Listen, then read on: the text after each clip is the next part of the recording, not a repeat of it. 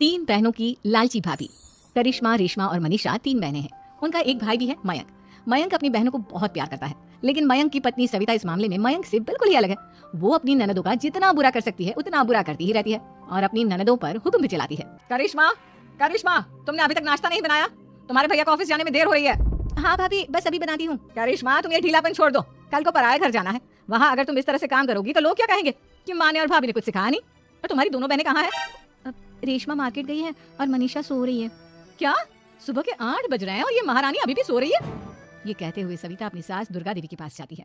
माँ जी, देख रही हो अपनी बेटियों के तौर तरीके? क्या हुआ बहू, सुबह सुबह क्या कर दिया मेरी बेटियों ने? अरे एक तो अभी अभी उठकर किचन में गई है, दूसरी सुबह सुबह बाहर चली गई और तीसरी अभी तक सो रही है। क्या करूं मैं इन दिनों का, मैं तो परेशान हो गई हूँ। जा जाकर उठा उसे और रेशमा से मैं बात करती हूँ। सविता सीधा मनीषा के कमरे में जाती है और उससे कहती है, महारानी जल्दी उठो, सूरज सर पर आ गया है। भाभी थोड़ी देर और सोने दो ना, मैं रात को लेट सोई थी। वो क्या ना यूनिट टेस्ट चल रहे हैं। शराफत से उठती है या नहीं, या फिर पानी की भरी बाल्टी डालूं तेरे ऊपर? नहीं भाभी, मुझे बिस्तर में नहीं नहाना, उठती हूँ मैं। मनीषा जल्दी से उठकर बाथरूम में चली जाती है। सभी आराम से बैठकर नाश्ता कर रहे होते कि तभी रेशमा बाजार से हाथ में सामान लिए आ जाती है। रेशमा को देखते ही सविता उस पर बरस पड़ती है। लो, आ गई महारानी। ऐसा भी क्या सामान लाना था जो सुबह आंख मलते ही बाजार की तरफ रवाना हो गई? भाभी, कल आप ही तो चीख रही थी कि घर का सारा सामान मुझे ही लाना पड़ता है, घर में किसी को भी किसी काम से कोई लेना देना नहीं है। अब मैं बाजार जाकर सामान ले आई तो आपको इस बात से भी तकलीफ हो रही है? देख रही हो माँ जी, अपनी बेटी की जुबान कैंची से भी तेज चलती है। और मयंक, आप तो कुछ कहेंगे नहीं अपनी लाडली बहन को। रेशमा, अपनी भाभी से ऐसे बात नहीं करते। चलो माफी मांगो। भैया, मैं क्यों माफी मांगू? आप भाभी से बोलिए ना कि हम पर कम हुक्म चलाया करे। हम इस घर की बेटियां हैं और आपकी पत्नी की ननद है, नौकरानी नहीं। लो कर लो बात, इनकी भलाई के लिए कुछ भी बोलो तो इन्हें बुरा लग जाता है। इस घर में यही इज्जत है मेरी। देख लो माँ जी, आपकी बेटी किस लहजे में मुझसे बात कर रही है। सविता वहाँ से चली जाती है। मयंक को बहुत गुस्सा आता है, वो भी वहाँ से चला जाता है। फिर करिश्मा रेशमा को समझाती है, रेशमा, तुम्हें भाभी से माफी मांग लेनी चाहिए थी ना। लेकिन दीदी, मैंने कुछ किया ही नहीं, तो मैं माफी क्यों मांगू? हाँ करिश्मा दीदी, रेशमा दीदी जैसी ही घर में आई भाभी ही उन पर चिल्ला रही थी। हाँ, मैं मानती हूँ कि गलती भाभी की थी। मैं तो इसलिए बोल रही हूँ कि भाभी ने माँ को तो पूरी तरह अपने वश में कर लिया है। वो हमारी बात सुनती ही नहीं। मयंक भैया हमारे लिए हमेशा खड़े रहते हैं, इसलिए उनकी बात का मान तो तुम्हें रखना चाहिए था ना। कोई फायदा नहीं दीदी, कुछ दिनों की बात और है, भाभी उन्हें भी हमारे खिलाफ भड़का देंगी। फिर वो भी माँ की तरह हमारी किसी बात का विश्वास नहीं करेंगे। इसी तरह सविता अपनी तीनों ननदों को किसी न किसी बात पर परेशान करती रहती थी। एक दिन मयंक अपनी तीनों बहनों के लिए गिफ्ट लाया। करिश्मा, ये तुम्हारे लिए हार का सेट। रेशमा, तुम्हारे लिए सुंदर सी ड्रेस। और मनीषा, तुम्हें किताबें पसंद है ना, तुम्हारे लिए किताबें लाया हूँ। थैंक यू भैया। थैंक यू भैया, थैंक यू भैया। करिश्मा, तुम्हारा नेकलेस कितना सुंदर है, ये भैया कहाँ से ले आए होंगे? मैंने भैया को 3 दिन पहले फोन पर ये डिजाइन दिखाया था और आज भैया ये ले आए।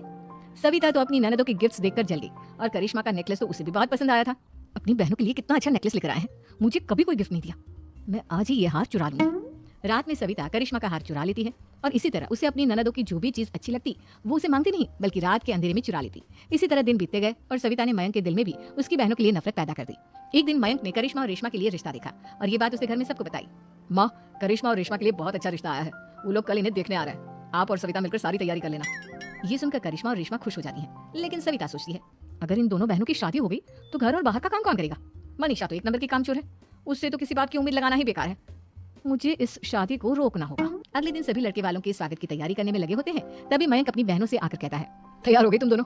देखो, दोनों लड़के बहुत अच्छे हैं, मैं कोई कसर नहीं छोड़ना चाहता, इसलिए तुम उनके सामने अच्छे से बिहेव करना और अपनी भाभी से लड़ने मत लग जाना। करिश्मा, तुम वो नेकलेस पहन लो ना जो मैं तुम्हारे लिए लाया था। भैया, मैं बहुत देर से वो नेकलेस ढूंढ रही हूँ, लेकिन मुझे मिल ही नहीं रहा। क्या? तुमने नेकलेस खो दिया? तुम्हें पता भी है वो कितना महंगा था? तुम कोई काम ढंग से नहीं कर सकती। मयंक गुस्से में वहां से चला जाता है। थोड़ी देर बाद लड़के वाले भी आ जाते हैं। वो दोनों बहनों को पसंद कर लेते हैं और रिश्ता पक्का हो जाता है। लेकिन सविता के दिमाग में तो कुछ और ही खिचड़ी पक रही थी। वो पंडित जी के पास करिश्मा की कुंडली लेकर जाती है और उन्हें पैसे देकर करिश्मा की कुंडली बदलवा देती है। जब लड़के वालों के पास करिश्मा की कुंडली जाती है तो वो दुर्गा को फोन करते हैं। बहन जी, हमने करिश्मा की कुंडली अपने पंडित जी को दिखाई थी। आपकी बेटी की कुंडली नहीं बल्कि दोषों का पिटारा है। देखिए, मैं और मेरे पति इन सब बातों में बहुत विश्वास करते हैं, इसलिए हम आपकी बेटी से अपने बेटे की शादी नहीं करा सकते। इस तरह करिश्मा का रिश्ता टूट जाता है और सभी घर वालों को बहुत दुख होता है। अब कविता सोचती है, चलो करिश्मा का तो रिश्ता टूट गया, अब रेशमा का भी रिश्ता तोड़ना है। क्या करूं क्या करूं? अब सविता आवाज बदलकर किसी अननोन नंबर से रेशमा के होने वाले ससुराल में फोन करती है।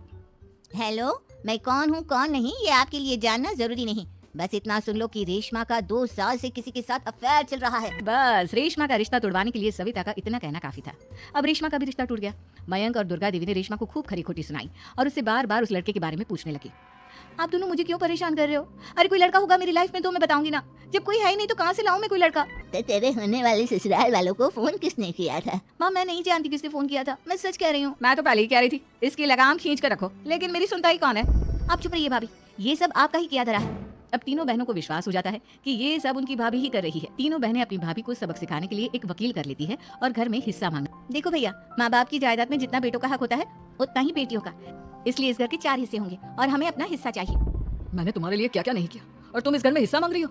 भैया आप और माँ हम बहनों की कोई बात नहीं सुनते हो, और भाभी हमारी शादी नहीं होने देगी क्योंकि उन्हें लगता है कि आप हमारी शादी में ज्यादा पैसा लगाओगे और उन्हें हम जैसी फ्री की नौकरानी कहाँ मिलेगी। तो हम भाभी के साथ तो रह नहीं सकते, हम बहनों को अपना हिस्सा चाहिए। अरे तुम्हें शर्म आनी चाहिए अपनी भाभी पर ऐसा इल्जाम लगाते हुए। वो तुम्हारे बारे में कितना सोचती है। हाँ माँ, भाभी हमारे बारे में बहुत सोचती है, दिन रात बस यही सोचती रहती है कि किस तरह से अपनी तीनों ननदों को परेशान करूं, और कभी मुझे पढ़ने भी नहीं देती। दोनों बहनों का रिश्ता भी तो इन्होंने ही तोड़वाया है, और रात में हमारे कमरे में आकर हमारी चीजें भी चुराती हैं। इसी तरह सविता की तीनों ननदें अपनी बात पर अड़ी रही। अब कोर्ट में तारीख भी शुरू हो गई। जब सविता को लगा कि उसकी तीनों ननद इतनी आसानी से नहीं मानने वाली, तो उसने अपने पति और सास को सारी सच्चाई बता दी और अपनी तीनों ननद से माफी मांगी। मयंक और दुर्गा को भी अपनी गलती का एहसास हो गया। अब सविता खुद करिश्मा और रेशमा के लिए अच्छा रिश्ता ढूंढती है और उनकी शादी करवाती है।